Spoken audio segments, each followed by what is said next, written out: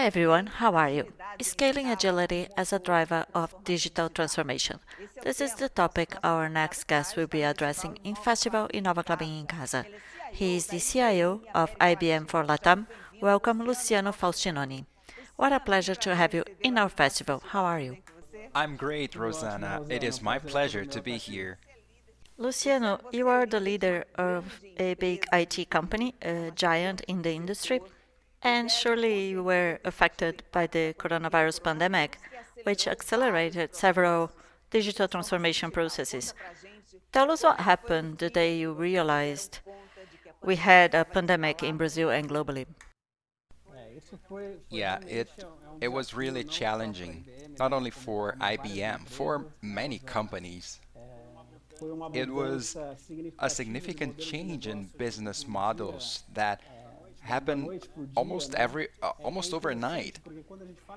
When we talk about digital transformation, we discuss the transformation in business, although we talk a lot about technology involving digital transformation. Primarily, it is a transformation in businesses that are made possible through technology, and IBM is a protagonist to help our clients in this transformation. There's a research run by IBM itself, by our research institute at IBM, that shows that 55% of companies accelerated their digital transformation processes due to the pandemic. 66% of projects uh, that hadn't been approved in the organizations were released as a consequence of the change in business models due to the pandemic. And for us, it was not different. I think an advantage we have was that internally we were already in a transformation process in the last 5 years, transforming to agile teams, digital transformation to the cloud, and it was a moment where we had to switch the key and move everybody to their home. 99% of people were working from their home the second day after it was made official that we had the contingency plans due to the pandemic. It was a big transformation in the companies, and IBM was part of that. But did it have an impact on employees' routines in terms of work rhythm? Longer working hours, more time spent in meetings? Rosanna, we've been working a lot around this topic until today. It is very important when we see the transformation to agile models in the TI area. One of these strategies was exactly the opposite. We brought all teams to the website because we understood that it was better for them to collaborate with the productivity of all teams. When we do the opposite movement, we confront this challenge you mentioned. How can you make people interact in an active way if everything is through video meetings? uh, in a way that people don't get too stressed or too tired. You lose that feeling that you're changing from one environment to the other, from home to work. So, yes, we needed to establish a very active leadership model with a lot of active listening with our workers, so we understood in what moments we get effectively closer to them in the sense of giving more attention to them and having initiatives of collaboration and engagement among teams. But we also need to balance that this, if there is some exaggeration, you will have the opposite result to what we wanted. So we need to work this on this model of balancing things, the engagement of people, but also balancing with the welfare of workers. This is something that has been increasing. People are having video meetings. Has been very intensive. You've just alluded to the importance of moving to the cloud. Tell us why it's important and the details surrounding this topic. it is a very important point. When we talk about digital transformation, the movement to the cloud is something really important. It's the biggest accelerator of this transformation. Why is that? It allows that companies within the new business models have a flexibility both to increase demand and to reduce demand. Let's use an example here. The pandemic is the example. Imagine retailers uh, overnight they had to move their whole business model from physical sales to e-sales. If this company has a systems architecture in an old model, in a traditional model, for them to increase their capacity to meet with the demands of new clients or virtually the whole society making orders in a digital format. If they are in the traditional model, they need to add costs, they need to add infrastructure. This takes time. They cannot react in the speed they should. Many companies were not prepared for that. But if you are a company that has already taken this journey to the cloud, it allows you to make this flexibilization in seconds, in minutes. You have to receive more clients, more customers. You can increase this demand at a low cost and in a very high speed. And if you have a reduction of demand when according to the opening of markets as the routine gets normal again, you adapt to it as well. So the cloud comes to accelerate this digital process, digital transformation process. IBM is not different. We've been doing this for the last 2 years. 70% of my portfolio is in the cloud. Statistics show that in the market you have 75% of critical systems in the country, in the companies that are not in the cloud yet. So there's a huge potential. It is crucial if companies haven't taken this journey years before they felt a huge impact due to the pandemic.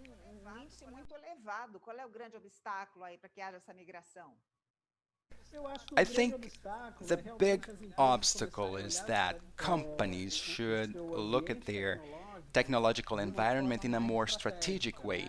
We've been talking about digital transformation for a long time now. So companies were still too slow in thinking how to move their business model to connect physical and digital. And there was a lot of resistance in some companies. Then the pandemic came and they had to say, well, now it is digital. How can we do that? You take models of shopping malls or retailers. How did they transform from physical to digital just overnight? It was very challenging in most cases. You really have to look at the critical systems that make your business work.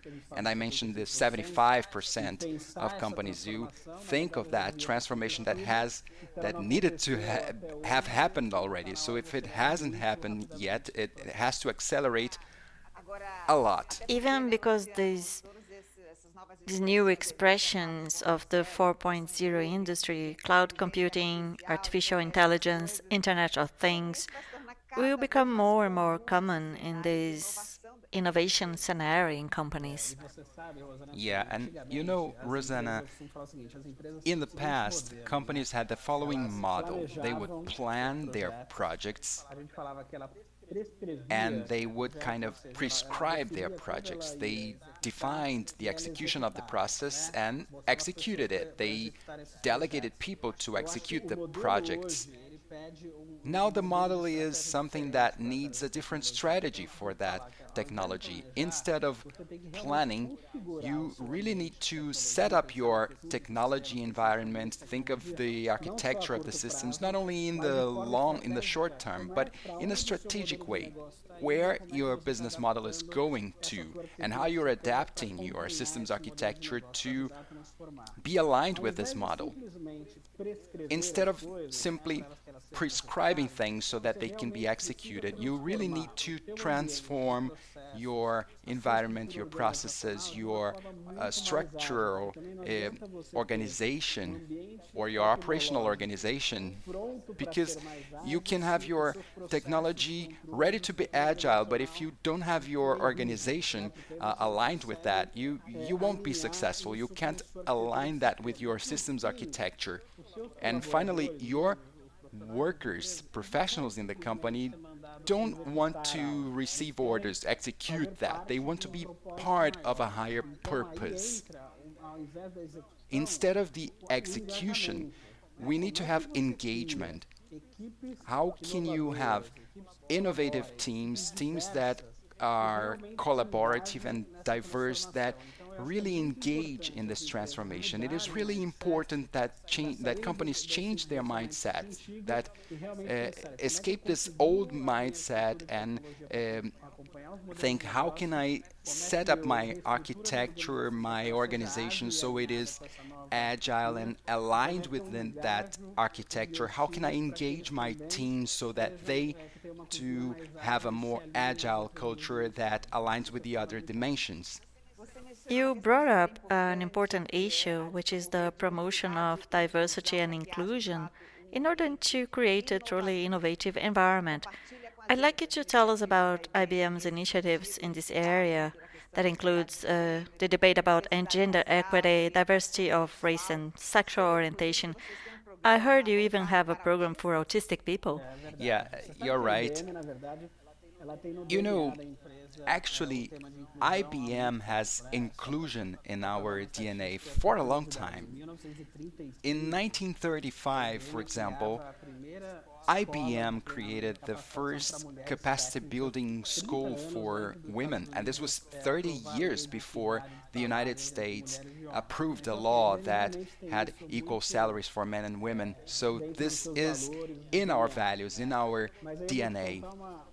And I'll tell you a personal testimony in this process as a leader. We were in this transformation process, and 3 years ago, I was invited by the diversity team at IBM to be part of a league of inclusion of people with physical disabilities. We wanted to have this cross-disciplinary team and promote the best experience possible for people with physical disabilities at IBM. When I started this process, I looked at my teams. I have a big team in technology at IBM, and I noticed that I didn't have a single person with disabilities in my team. And I asked myself and my leaders, we are making this transformation to an agile organization. Our proposed value is to be the most innovative area at IBM. How can you be the most innovative area if you don't have this diversity of thoughts and experiences? So we started with small actions, small steps. At the time, we had a few intern posts, and we decided that we were going to hire only trainees with physical disabilities. This was how we started. This created engagement, and one thing leads to another.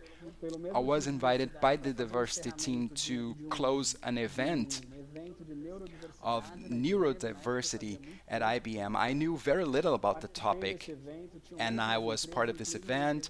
There was a company that is a specialized consulting company for people with autism, and I left this event and I said, we need to do that in the technology area. Professionals with autism, they have a profile that they adapt a lot to technology. So again, we started with small steps, but thinking big.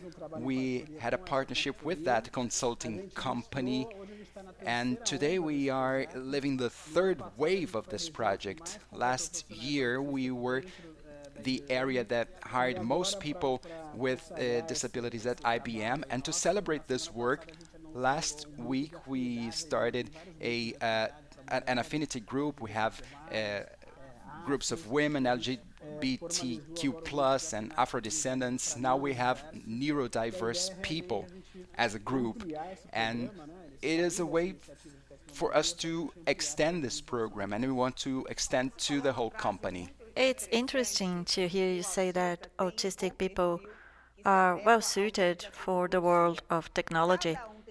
Everyone has value, isn't it, Luciano, when we observe that everyone can belong and can be included?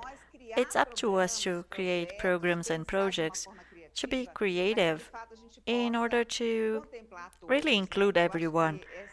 I think this is the foundation of an innovative environment because these people have personal experiences that will add a lot to the group. Yeah, this is crucial. I usually say that there is a difference between integration and inclusion. Integration is when you bring the professional that needs to be included, but you don't adapt the environment for them to be really included. So they will have the responsibility to include themselves. So they are in an environment that is not made for them. When we talk about inclusion, we start thinking of the environment as a whole. We think of the individuality of each person. We think how the physical environment adapts to those people, what characteristics these people have, what type of process, what kind of awareness raising or education I need to start with the leaders that receive those people, the teams that receive those people. We see interesting results. For example, in the case of the inclusion of neurodiverse people, a fundamental part of that is the selection process. 85% of people with autism are unemployed.